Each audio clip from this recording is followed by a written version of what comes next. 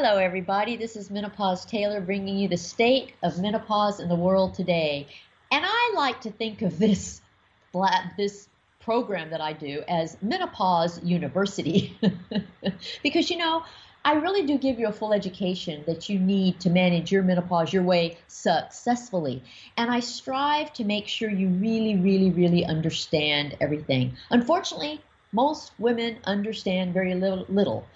Not only are they lacking in facts, they are also overwhelmed by fear and confusion. And that's what I'm trying to change for you.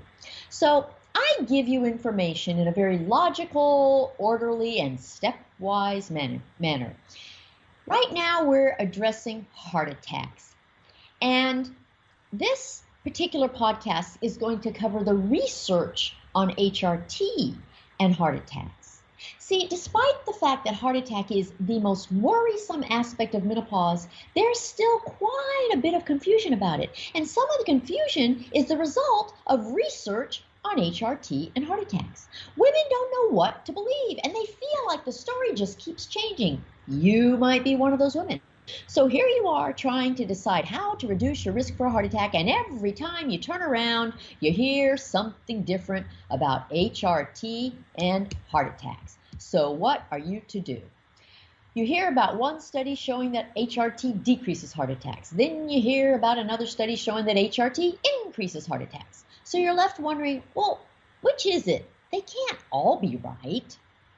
So today, I'm going to walk you through the research studies that have led us to where we are today. And I'm going to make it a whole lot easier than it would be for you to read all those research studies. And if you're wondering why you need to even bother listening to this podcast, the answer is really, really simple. No one else is going to tell you this stuff but me. All you get from other people is snippets of this and that. And I hope you know I don't work that way. So I'll start by explaining a few things about research itself. That's the most basic thing you need to know in order to make sense of anything. So here's how a research study comes about. Researchers live in a world of endless quandaries. No matter what they know to be fact at the time, there are always unanswered questions. They're all real nerds like me, and they want the answers. So they design studies to answer the unanswered questions. The problem is that most things in medicine have a lot of variables. Variables are all the things that add up to create an outcome. Actually, research is a lot like life. Let's say you want to know why you're short. Well, it could be for a variety of reasons. It could be genetic, or the fact that you were malnourished as a child could have something to do with it. Or maybe it's partly due to the fact that you've always lived at a very high altitude where the air contains less oxygen and people don't grow as tall. Or maybe you were exposed to something when you were young that caused your bones to stop growing prematurely. So how do you decide what caused you to be short? So research addresses things like this and seeks to discover the answer. Of course, sometimes there isn't just one answer, and that's part of the reason you feel confused about things from time to time. If you recall that long list of risk factors for a heart attack that I've given you in previous podcasts, it took a lot of research studies to discover that each of those factors increased your risk of heart attack. And the problem for researchers is how to isolate each factor so that the other factors don't affect the data. For instance, obesity is a risk factor for a heart attack, and sedentary lifestyle is a risk factor for a heart attack. But the vast majority of obese people have sedentary lifestyles. So how do you separate them in a research study and prevent one from confounding the other? For every fact in medicine, multiple research studies contributed to the fact that it's a fact rather than a hypothesis.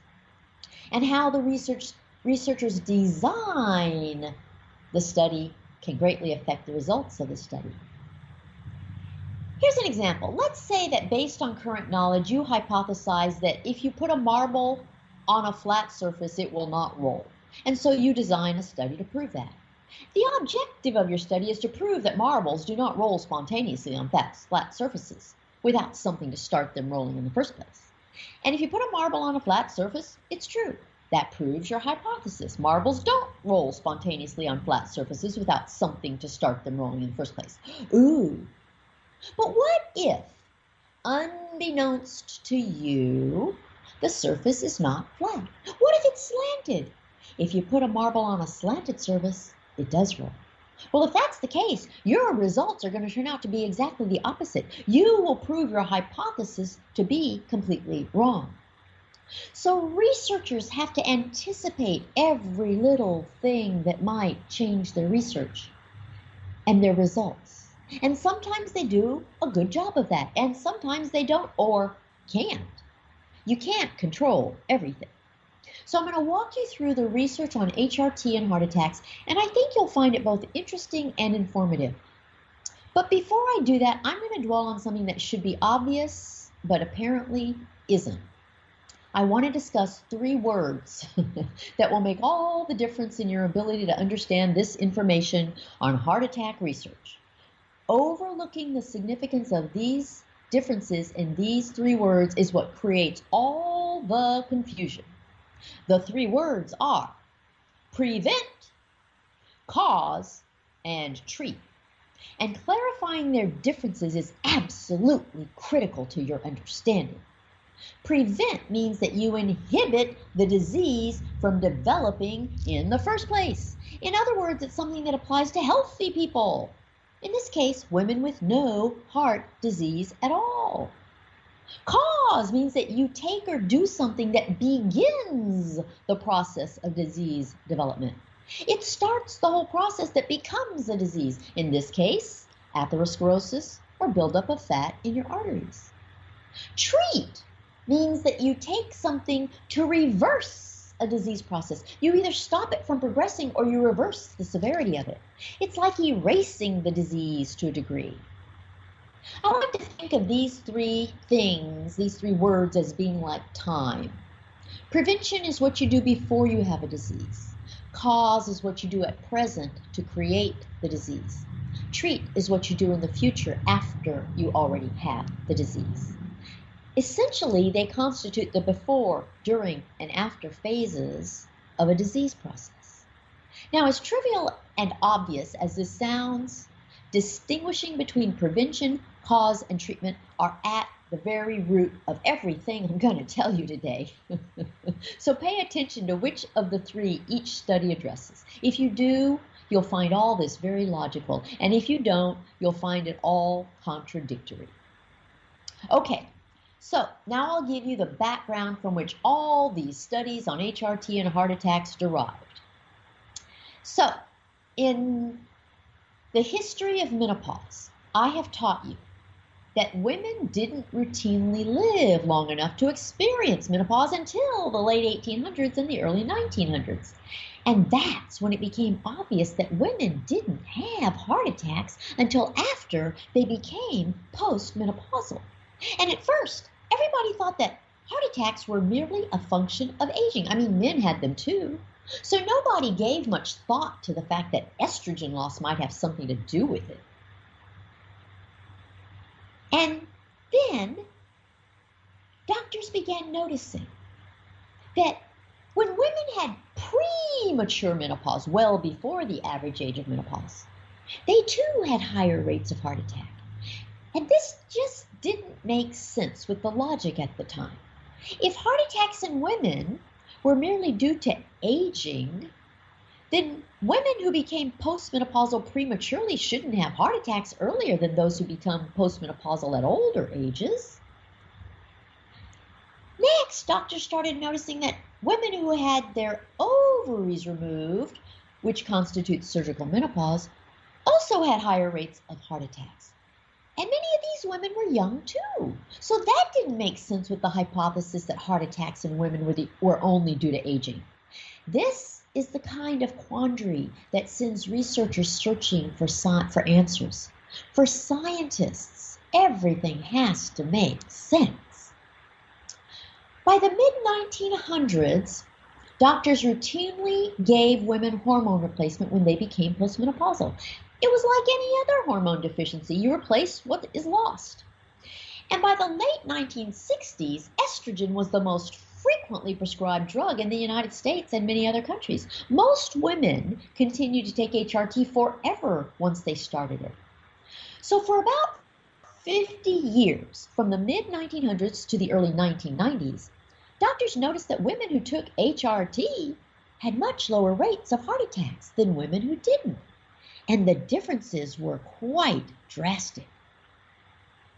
By the early 1900s, it was plainly obvious that HRT had the effect of preventing heart attacks in women. Now pay attention to the fact that I said preventing. I did not say treating. So at this point, all we're talking about is the ability of HRT to prevent heart attacks in women with no heart disease in the first place. But there were no real research studies to prove it. So that piqued the interest of many a researcher, and the race to prove it began. One of the earliest research studies was the estrogen in the prevention of atherosclerosis trial. Now, I'll warn you, all these studies have long names, and because they have long names, they all have acronyms for their long names. So the estrogen in the prevention of atherosclerosis trial is known as EPAT, E-P-A-T. The objective of EPAT was to determine if HRT stabilizes, retards, or reverses the progression of atherosclerosis in postmenopausal women. It studied women who had no heart disease, and of course, women with no heart disease have a lower risk of heart attack anyway. The study included women ranging in age from 46 to 80. And the conclusion was that HRT did indeed stabilize, retard, or reverse the progression of atherosclerosis in postmenopausal women. But notice that they only studied women with no heart disease. In other words, we're still dealing with just prevention here. The next study was the postmenopausal estrogen and progesterone intervention trial, or PEPI, P-E-P-I. It sought to show that the way in which HRT prevents heart attacks is that it has a beneficial effect on lipids and blood pressure. It studied healthy postmenopausal women aged 45 to 64. And it proved that HRT did indeed improve lipids and blood pressure. So once again, we're still dealing with just prevention. The next study was the estrogen replacement and atherosclerosis trial, or ERA. And the researchers of this trial said, well, hey, if estrogen does all these great things to reduce heart attacks in women without atherosclerosis, how about doing a study on HRT's ability to reverse atherosclerosis in women who already have it? So note now that the focus has gone from women with healthy hearts to women with unhealthy hearts. So now we're dealing with treatment. And they discovered that once there was already lipid buildup in the arteries, HRT did nothing to improve it, which means that HRT did not treat heart disease. Next in line was the Heart and Estrogen Progestin Replacement Study, or HERS, H-E-R-S. Its researchers said, well, okay, HRT can't reverse the lipid buildup that's already there, so it can't be used as treatment. But what about its ability to still lower